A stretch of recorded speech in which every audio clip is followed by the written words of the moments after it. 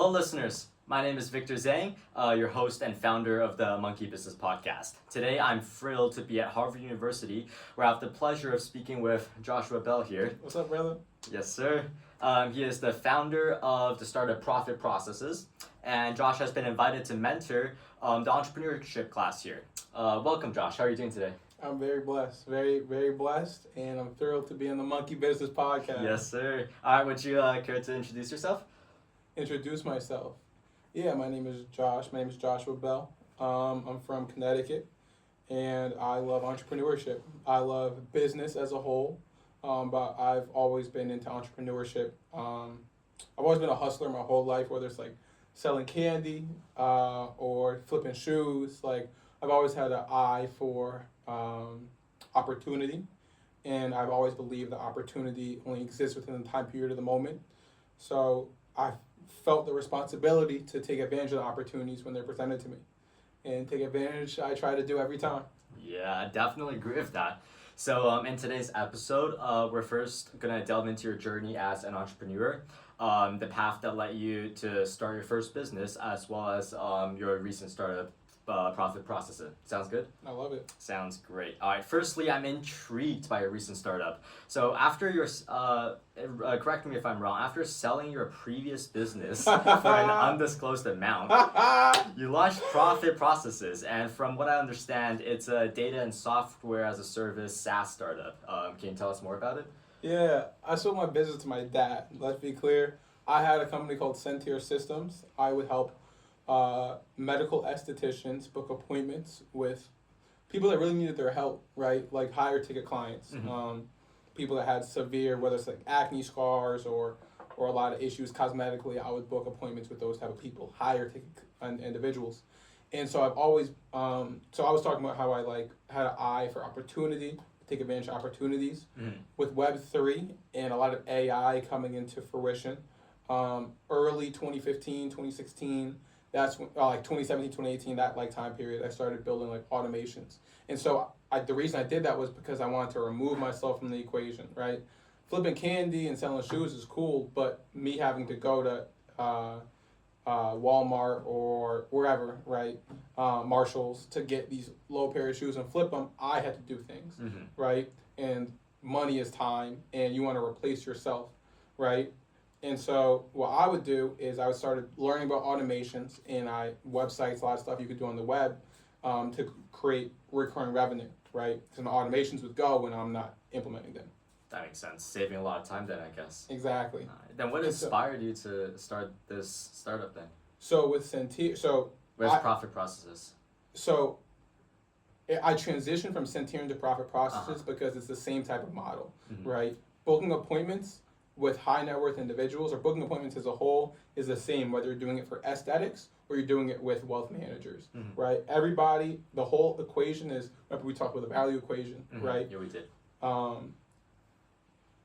Being able to provide people value no matter what the industry is critical. And so I just transitioned from that with aesthetics into doing the same thing, very similar model with wealth managers. That makes sense. With that, I am curious how Profit Processes differentiates itself from the other competitors in the market then. So our biggest difference is the data, right? And so I feel like, again, running ads is something that a lot of people have the skill of doing. It doesn't take too much skill to run ads. I have automations on the back end that allows us to increase our lead nurturing when the lead actually comes in the pipeline. But 2024, that's kind of getting a little saturated. Our biggest difference is the fact that we have access to first-party data, and this first-party data, it combines the intent-based nature of Google, right, and the demographic-based nature of Facebook, and it combines that into one system, giving us a list of everybody that's searching for the keywords from your industry within the last 36 hours. And that list refreshes and refreshes and refreshes, so your ads are only showing the people that's in market, prospects that's in market. That's interesting. That's really interesting. Well, as the startup grows, what are your future plans for the business, if you don't mind sharing? Yeah, Profit Processes, we've seen a lot of early success. We've been very blessed in that nature, right? And so as time goes on, I definitely believe in kind of continuing to provide value to my clients I've already help serve, just allowing them to take over, right? Mm-hmm. I believe everything's done with and by people, and I don't like expanding too much. Isn't in my it's not my biggest desire to get as many clients as possible. I just want to serve the clients I currently have and the clients I bring on that I choose to bring on the best I can. And so the results we're getting for our current people is incredible. How can I help my current people and the future people I bring on, the select future people I bring on, just take over? So you choose your clients and you do care about their growth as long as you bring them on with your startup. I vet my clients very thoroughly, right? I vet my clients very thoroughly. This isn't, because it's very powerful software. Imagine being able to book appointments at any time you want with exact people that you want. That is extremely nice. Like, what's more important to you than your time? Money? I understand that, right? Yeah. And for a 16-year-old, that kind of makes sense. But my clients are like typically 65, 70, right? And so time is, they don't get their time back, right? Of course, that would, I expect like middle to more older age private wealth managers, of course, to be putting that on the top of their priority list. Definitely. Exactly. I mean, future definitely looks bright for the business. Is there anything else you want to add, talk about the business before we move on? Yeah, I love the concept. I'm able to help people change their lives from a financial standpoint. That's for sure. Mm-hmm. And so being able to kind of allow these wealth managers to be put in front of people that need their help, it's cool to see. Definitely.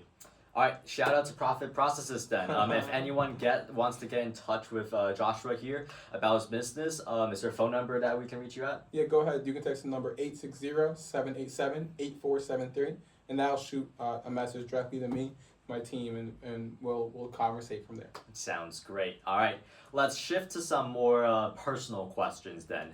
Josh, what made you decide to become an entrepreneur, and like at what age did you really realize that?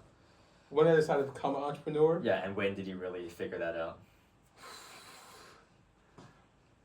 I believe that entrepreneurship is, a lot of people think that entrepreneurs are, it's an inherent trait, right? Although I believe that people can be turned into entrepreneurs, I was inherent with that trait for sure. My dad's an entrepreneur, right? A lot of my family, like we had a club in Hartford, right? Like a lot of my family are entrepreneurs, Johnny's. And so I've always seen people get up, even at the barbershop, like, and my brother, I have an older brother, and he was a hustler too. Like he would work, like he would get up early, work. I remember we used to live in like near a farm type of thing.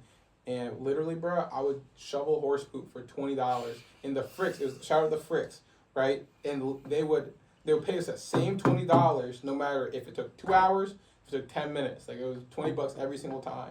And so I've always seen opportunity, and I've always wanted to take advantage of opportunity, right? And so entrepreneurship was definitely something that's inherent.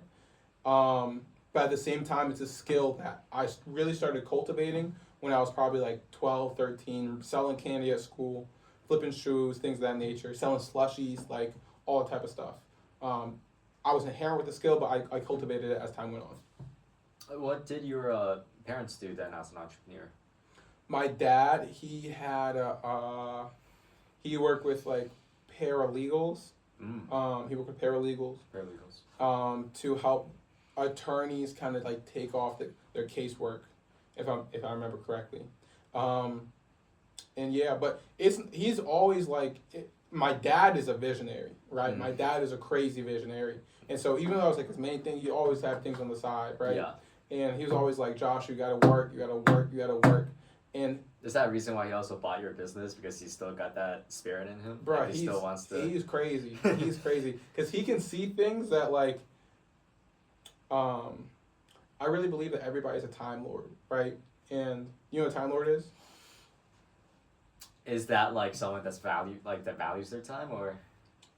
So a time lord is someone that can bend the future to their will, right?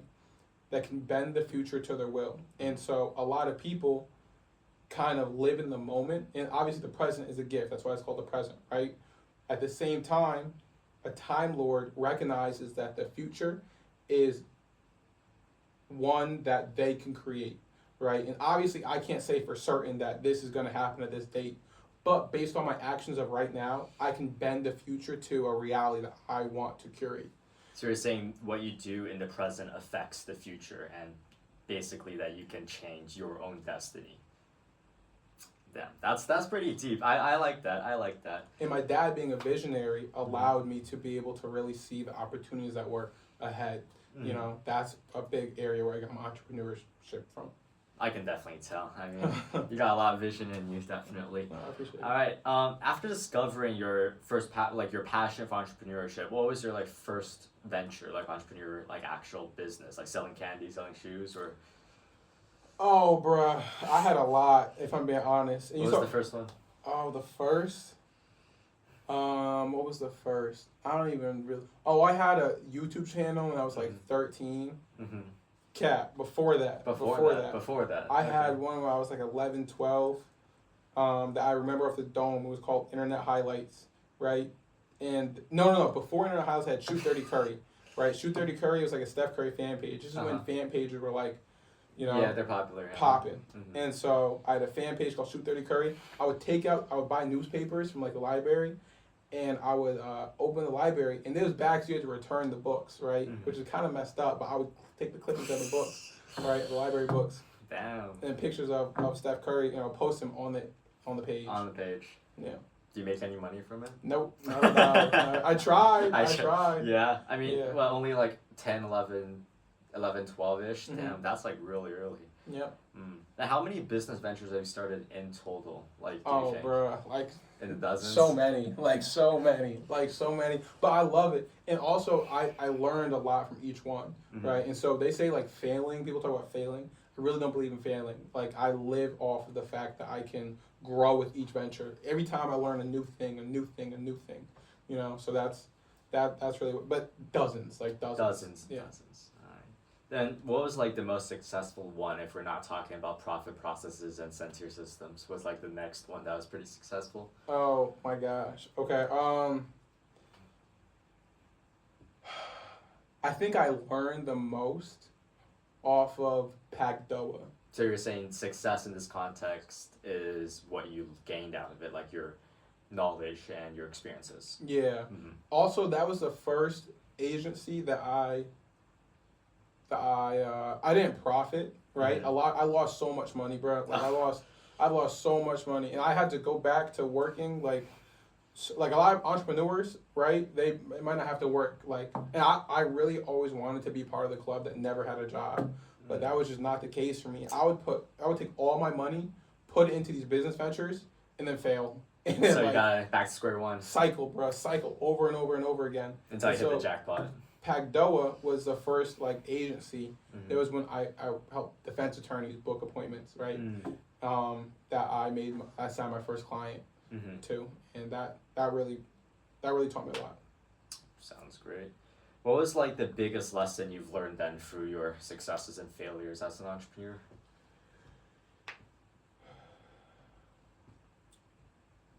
Remember we were talking about being a time lord? Yeah. And being a visionary, like my dad's a visionary. I think something that I am grateful to know now is the fact that being future focused is important, but also recognizing the gift of the present, right? The gift of right now, and ensuring that you're doing things like your body's a machine, right? And so a lot of the times I'm the type of dude to stay up three nights in a row, work, safe. Forget everybody, you know what I'm saying? G Herbo said, when I'm chasing my goals, you can't see me, I'm invisible, right? You know who G Herbo is? No, I don't. Poet, he's a poet, right? And so, he's a rapper, but he's a poet. And so, when I'm chasing my goals, you can't see me, I'm invisible. And so that's really how it was for me. Like I was invisible. Like working in silence. Bro, crazy. And I really believe in that working in silence type of thing. However, when you're not treating your body like a temple, it can crash and you can really lose balance. And so trying to be balanced, leaning to the side of working, being a workaholic, that's cool. But at the same time, getting your sleep and eating fruits and veggies instead of eating Popeyes is something that will allow you to perform in the long run. I definitely agree with that.